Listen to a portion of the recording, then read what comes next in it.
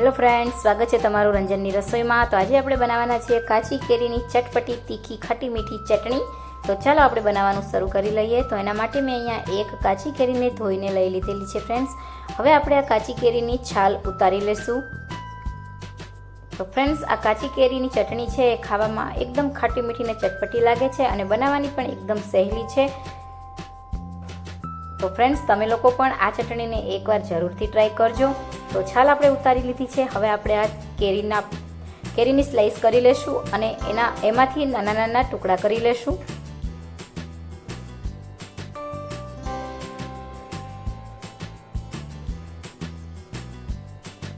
તો ફ્રેન્ડ્સ, મેં અહીંયા કેરીના નાના નાના ટુકડા કરી લીધા છે, જોઈ શકો છો તમે। હવે આપણે આને એક મિક્સર જારમાં લઈ લેશું અને એને આપણે દરદરી પલ્સ મોડ ઉપર પીસવાની છે, બહુ વધારે ફાઇન પેસ્ટ નથી કરવાની। હવે આને ઢાંકીને દળી લઈએ। તો તમે જોઈ શકો છો કેરી આપણી સરસ એવી પીસાઈ ગઈ છે।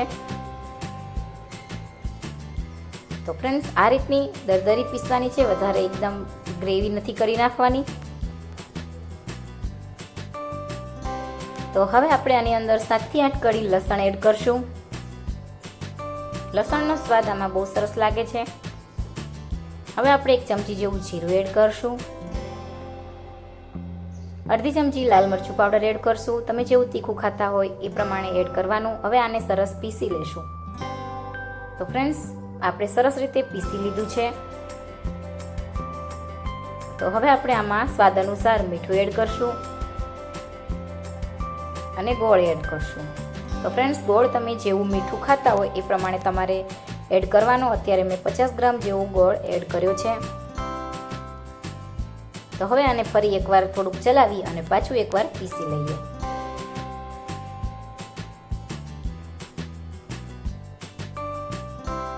તો સરસ એવી ચટણી આપણી પીસાઈ ગઈ છે ફ્રેન્ડ્સ, તમે જોઈ શકો છો। વધારે એકદમ ગ્રેવી પણ નથી કરી। તો ફ્રેન્ડ્સ, આ ચટણી છે એ રોટલી પરાઠા સાથે બહુ સરસ લાગે છે અને આપણે આને આમ નામ પણ વઘાર કર્યા વગર પણ ખાઈ શકીએ છીએ। તો અત્યારે આપણે આનો ચલો વઘાર કરી લઈએ।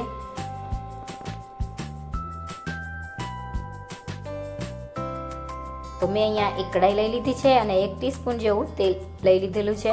હવે આપણે આમાં ચપટી જીરું એડ કરશું। જીરું બરાબર થઈ જાય એટલે આપણે જે પીસીને ચટણી રાખી છે એને પણ એડ કરી દઈશું।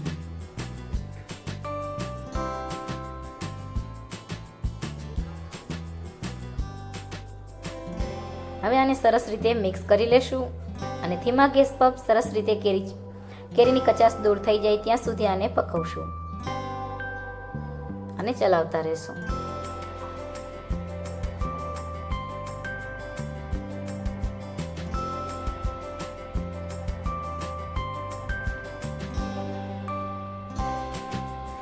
એકદમ સરસ મસ્ત એવો કલર પણ ધીમે ધીમે ચેન્જ થઈ ગયો છે, જોઈ શકો છો તમે। એકદમ લાલ કલર આવી ગયો છે અને એકદમ સરસ ચટણી તૈયાર થઈ ગઈ છે। તો ચલો હવે આપણે આને સર્વ કરી લઈએ।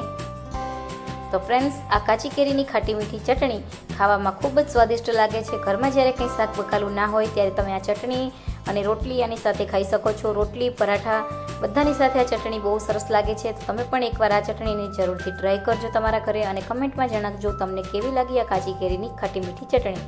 તો ફ્રેન્ડ્સ, તૈયાર છે આપણી કાચી કેરીની ચટપટી તીખી ખાટી મીઠી એવી ચટણી।